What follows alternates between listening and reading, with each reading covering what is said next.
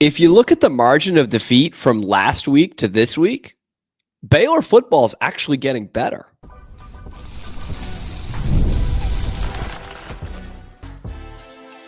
You are Locked On Baylor, your daily podcast on the Baylor Bears. Part of the Locked On Podcast Network, your team every day. Hello, Bears fans. Welcome to the post-game edition of Locked On Baylor. I'm your host, Cam Stewart of ESPN Central Texas and the Rogue Media Network. Appreciate you guys making this your first listen today and every day, whether it's the daily drops, the emergency podcasts, and yes, the post-games here on the #1 Baylor football show on YouTube. Baylor loses again. They're now 5-6 on the season. They lose to Arizona 41-17. It was a little bit closer than that in terms of, the fourth quarter. They had a shot, but I don't think this score is too unfair. Arizona was a better team. They made the most of their opportunities. They shut out Baylor in the second half when the Bears had a 17-14 lead going into the locker room.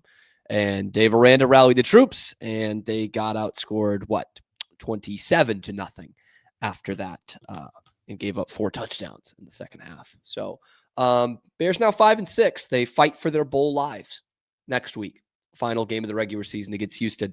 And I know I've said this a couple of times throughout the year, but if you had told me in August that Houston game was going to be the difference to whether this Baylor team is going to make a bowl game or not, even with my history of being a Baylor fan and knowing that nothing is guaranteed, I would have laughed at you. I would have said, there's just no way. Like, you could convince me that Baylor's not going to go 11-1, but there's no way they're going to be 5-6 going into the final game. Here they are, 5-6 going into the final game.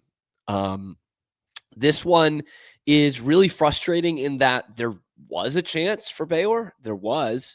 I don't think they were playing particularly well or lights out or anything, and neither was Arizona. Like, there was a chance here. It was an 11-point game with 8 or 10 minutes left. They convert a 4th down with a nice catch by Josh Cameron. Referees, not sure what game they were watching, just made up that it was an incomplete pass, and there was no real argument from the Baylor sideline, even though every replay we saw was a pretty clear catch for Josh Cameron.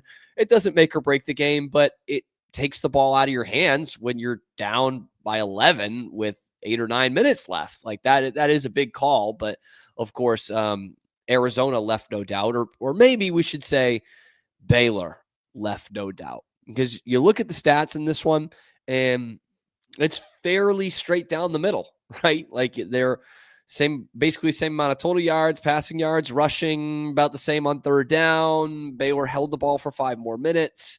But where you come down to, just kind of like the Arizona State game, now rearing its head in the Arizona game, is the Wildcats had 1 turnover, the Bears had 3. And they're 13 points off turnovers against Baylor. And that's where you go from, hey, it was a game, we're still going to lose anyway, but it was a game, to an absolute blowout.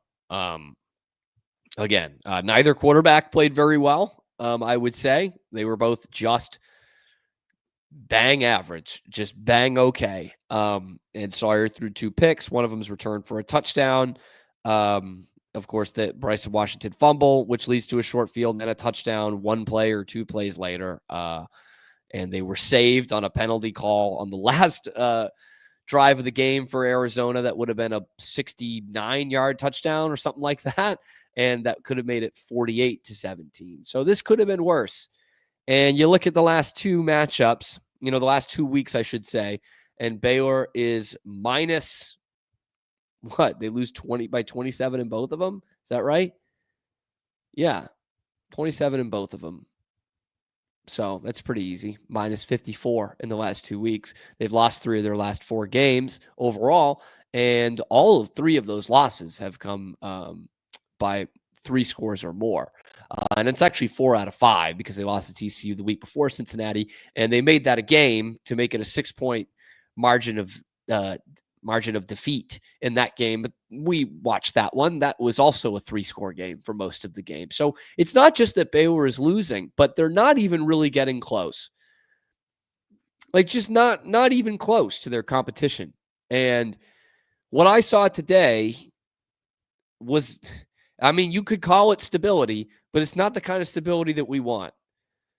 And I don't want to harp on this too much, but again, like I look at any facet of life, of any kind of business, of any kind of anything, and like it's bad over and over again. And we've had a huge sample size here, 6 years of it. And it's just bad way more often than not. And there are people out there who are just going to say, yeah, let's do it again. Like, is anybody looking forward to this next year? Anybody looking forward to next week? I don't know what that crowd's going to be like next week, but this is numbing, man. Like, this is the same stuff. It's the same every week. Like every week I come on here, it's basically the same show. This week it wasn't necessarily that they couldn't stop the run like it is most weeks, but turnovers, quarterback didn't play that well, defense didn't play that well, and you lost by a lot. Apropos of nothing, I'd like to read this sentence. A wise sage once said, "Let me be clear. Baylor expects excellence, accountability, and competitiveness at the highest level. We are not complacent, and we are not settling for mediocrity." Excellence, accountability, and competitiveness, not on display today. Objectively. Those are subjective words, but objectively, we did not see any of them in this Baylor game. And I don't think there's anybody that doesn't get a paycheck cut by Baylor University that would sit here and say that that was excellence, or that we're holding people accountable, or that it was competitive. Just none of those things. Like, guys, I don't know. I did all my yelling yesterday. Like, I'm so numb to this at this point. Like, after what we've seen all season long through all of Dave Aranda's tenure, and after this news yesterday, did we really think anything different was going to happen? Anything than what we saw today? Like, I was actually surprised they did kind of keep it close all the time. Most of the game, the first 3 quarters of the game. So Caden Knighton had a good game. I'm seeing some of that in the comment section. Yeah, that's worth highlighting. That's a true freshman who's still battling out there. 17 carries for 100 yards, even second 100-yard game of the year. 6 yards a carry, man. He's come along nicely the last couple of weeks. Your 2 big dogs for pass catchers had good games. Josh Cameron and Michael Trigg. Cameron found the end zone, but they combined for 13 catches and 116 yards. And here's a real quick aside. A couple weeks ago, I had a segment on the show about Sawyer needing to be, actually, it was actually last week. Sawyer needs to be perfect for Baylor to even have a shot, right? And I'm not saying he was perfect today. No way. 162 yards, 2 picks, not perfect by any stretch. But if you have a defensive-minded head coach and he has a good defense, and the other quarterback only throws for 180, then that stat line should give you a chance. A chance. And with Baylor, it didn't. They lost by 24 points. So excuse me, I think I said 27 earlier, 24. So minus 51 in the last 2 weeks. I can do math, I promise. I took ideas in mathematics. That's how you get to be a podcaster, kids. 14 points the first quarter. Obviously, drive on the touchdown on the first drive. Everything's looking dandy. You've actually forced a turnover. Noah Fafita, it's only like his 5th pick of the year. He doesn't turn the ball over at all to get the field goal before half, and you're feeling pretty good, 17-14. And then for the second straight week, most teams don't do this in a season, but for the second straight week, Baylor gave up 20 points in the 4th quarter. 20 points, man. How are you going to win games that way? You don't. We're clearly seeing that played out all the time. We're going to have more from this game, but my bosses tell me I got to run ads for these because so many of you watch. So we'll be back right after this on Locked On Baylor. Today's post-game episode is brought to you by our friends over at FanDuel. The NBA is back, and there's no better place to get in on the action right now than with FanDuel, the official sports betting partner of the NBA. Even if you missed the start of the game or you want to ride the hot hand, FanDuel has live bets on everything from who's going to score next to the 4th quarter comebacks. Plus, you can even combine your live bets into a same-game parlay for a shot at an even bigger payout. It keeps every game exciting, especially when it's your team making that late push. Right now, FanDuel is giving new customers $300 in bonus bets when your first $5 bet wins. So head to FanDuel.com to sign up and play your game with FanDuel, the official sports betting partner of the NBA. Locked On Baylor postgame. I shouldn't say this, but I just can't help myself. Did anyone else get frustrated watching the broadcast at the end of the game? First off, the broadcast was great. I'll get to that in a second. But after the game, they show the guy, coach's handshake, and Brett Brennan seems like a really fun-loving guy, high energy guy. And he and Dave Aranda are talking, and they're just yucking it up, man. Just guys with two big fecal matter eating grins on their faces, laughing away. Like, if you want to do that in pregame warmups, whatever, man. But I know Dave's a good guy. You just lost by 24 points. Again. And he's just laughing. I know I was at home. I know all of us were watching at home being like, ha, ha, ha. Oh, you Baylor Bears. You just lose by 3 scores again. Oh, you rascals. Then I'm sure that's probably the post-game message too. And I know we'll hear from it. I'll obviously have part of it on the show on Monday, what Dave says after the game. But, disappointed locker room. Real disappointed locker room. And yet nothing changes. Because why would it? Why would it? There's no accountability. Sorry. That's what Baylor's built on, is accountability. I heard that from the president. This is just, I know this is a great point. Real Polo Bear. Great point.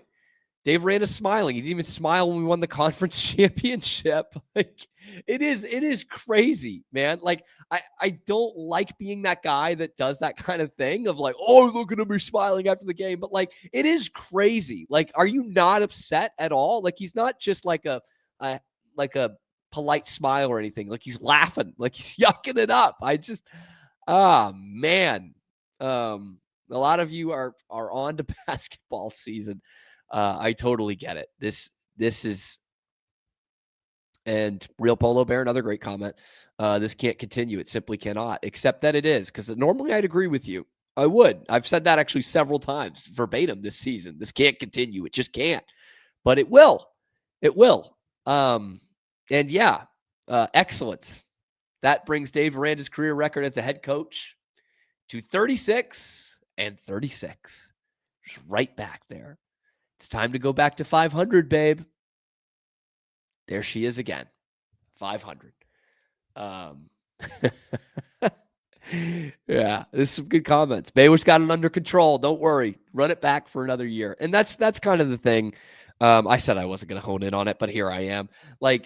Those of you watching today, really, what is there to look forward to next year?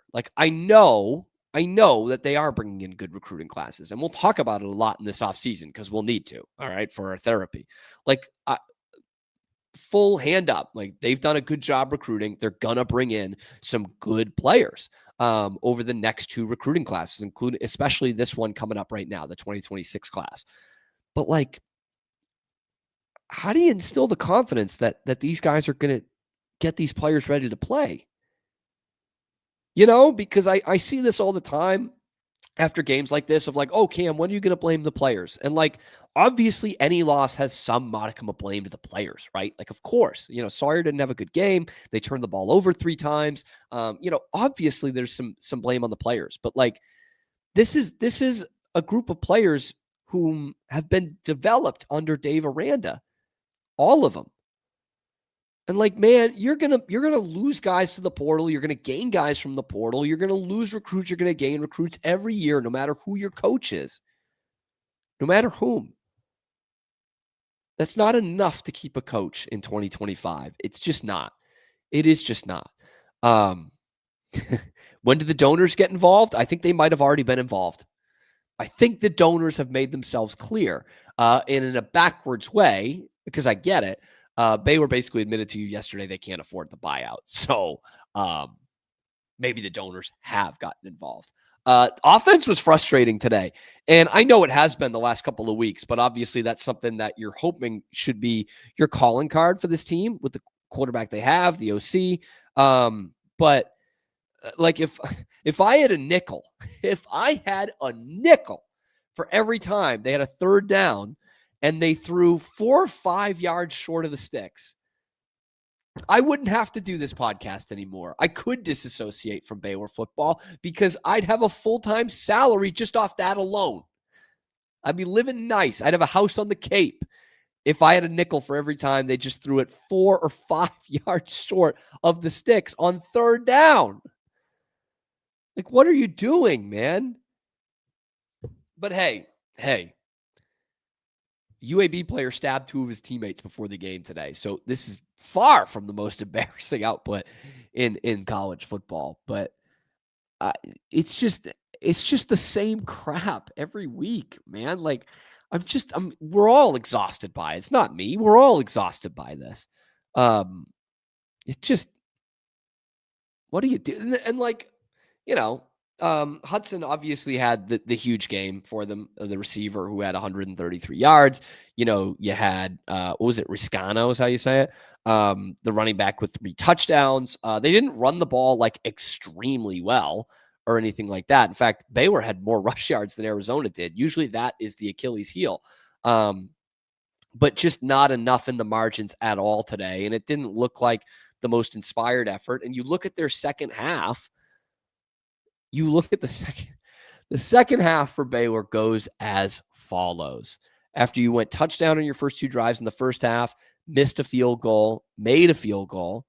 Once we get to the third quarter, you go punt, interception, fumble, downs, interception, downs, half. So in your last 6 drives of the game, you turned it over 5 times. And the only one you didn't was when the clock ran out on you. That's it. That's your offense right there. That's the calling card of your team right there. That was supposed to be the thing that was going to get us to 8, 9, 10 wins this year. And I'm not backing off that. That was not a crazy preseason prediction from what we knew at the time. It just looks terrible now. That's your offense. 5 of the last 6 drives, they turned the ball over. Yeah, just bad, just all the way bad. 36-36 in 6 years, and with a real chance to be 36-37 after next week. Like we're looking down the barrel of a real danger zone situation for this team to just not make a bowl game entirely. It's got to be one of the biggest disappointments for Baylor sports in the last 15 years since we started getting good at things. This would have to be right up there, man. Like, have to be. But yeah, I don't know what else to say without getting into total rant mode about this administration and this and the direction of this football program. But it's clearly not good right now. It's not excellence. It's not competitive. But if it's stable, then I don't want to be stable. Like if this is what stability is, then I don't want that. It's stable in that you know what you're going to get. That however many games Dave Aranda coaches, he's going to win half of them. That's what it's going to be. Great point by Braden Murray in the comment section. Soccer, Sweet 16.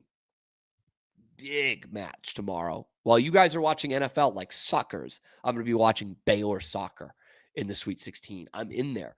And I appreciate Sick of Bear 777 saying, so rant, that's what we came for. I do appreciate that. I just don't know what else to say that I didn't say yesterday. You know what I mean? Like if anyone thinks this is something that we should just run back, then I don't know how to help you. And what I really got frustrated with yesterday was some fans, and it's a vast minority, I know, and so it shouldn't bug me. But these fans that are, implying that me or you or anybody that is upset with this administration, that they're not real fans because we're going to go and we're going to root this team on all the time. Yeah. But like just because you want the team to win, just because you want to have a good football program, doesn't make you a fake fan. In fact, I think that makes you a pretty real fan. And yeah, like we know we're going to be Baylor fans. We might not show up to the games anymore. I saw a lot of people saying that, giving up tickets. They might not be funneling hundreds, if not thousands of dollars into the program every year. Like a lot of people I know are doing year in, year out. Like they might not be doing that anymore. But look, man, live right now, we have 110 people watching this. I'm doing this every day. We love Baylor. We want Baylor to be good. Even when they go to 5-6, we have great numbers on these shows because people want to talk Baylor. They want to talk about what's wrong. They wanted this to make better. So I hate that argument of like, we'll be the real fans and root for the team. Like, here we are, man. It's a Saturday afternoon. The team sucks, and the administration says they don't care about winning games. They don't care about what you, the fans, want. And still, there are hundreds of you watching this live. Over 100, and thousands that will watch it after the fact. Like Bear the Truth, who can sometimes be a troll, but I do love Bear the Truth. He's here a lot. Brings up an interesting point. What makes you think a new AD and a coach under this administration are going to be successful? I get that. And I know, and I know if Bear the Truth had the option, he would probably go with a new coach as well, right? But it's an interesting point of like, it starts at the top.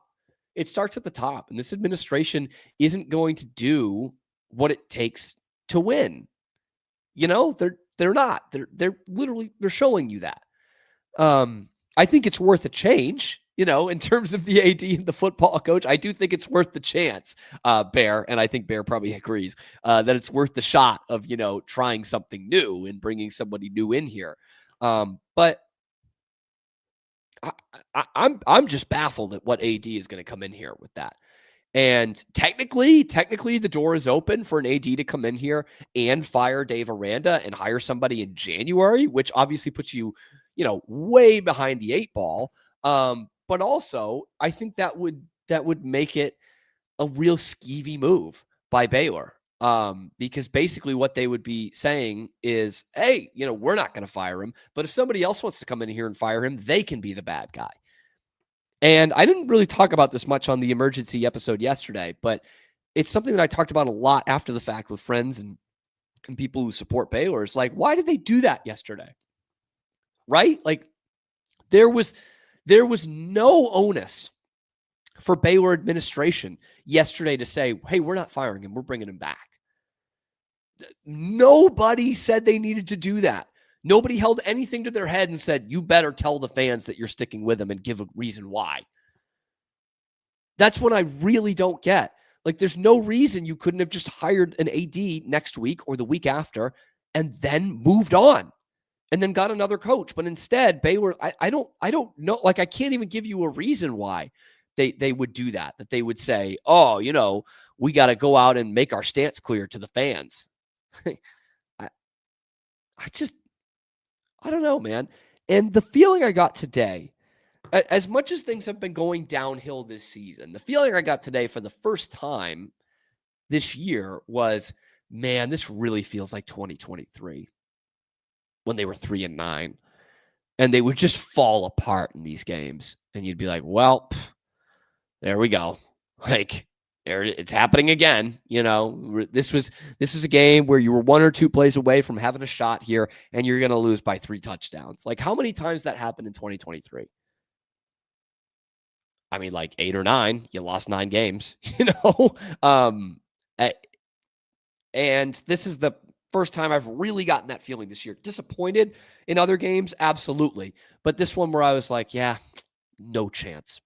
Just did not have a chance. So I do know that Dave did not rat on Mac Rhodes to the administration, although that would have been a heck of a power play move. But no, I don't. I actually do know that's not what it was. But yeah, I'm sorry that there's not some more passion. I know we all have quiet passion with this program, but it's a numbing feeling today once again. Thank you guys for tuning in. I appreciate you guys making it your first listen today and every day, whether it's the emergency episodes or the post games. Oh, one last quick thing, because I said I was going to do it. Positive for Baylor in the Big 12 as a whole. Loved the TNT broadcast today. Loved it, man. Like, that was college football. They came in, they had some fun with it. They didn't take themselves too seriously. It got a little goofy at the end with, what guys should go tarps off and whatnot. And real quick, Bear, sometimes you just come in with some troll comments. Not the worst thing in the world. I'm glad that you're here, and I was happy for that comment earlier. And when they go to halftime, what did they do? They talked about this game.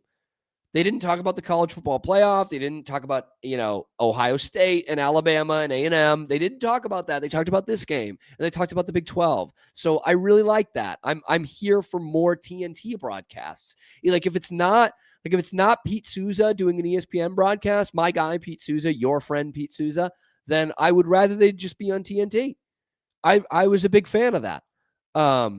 Anyway, guys, thank you so much for making it your first listen today and every day. I so appreciate that. You guys are the reason why, it's the #1 Baylor football show on YouTube. I cannot believe that I come in here after a 4th loss in 5 straight games with literally no hope. Like, they're telling you it's probably going to get worse before it gets better by bringing back this coach that has no reason to stay.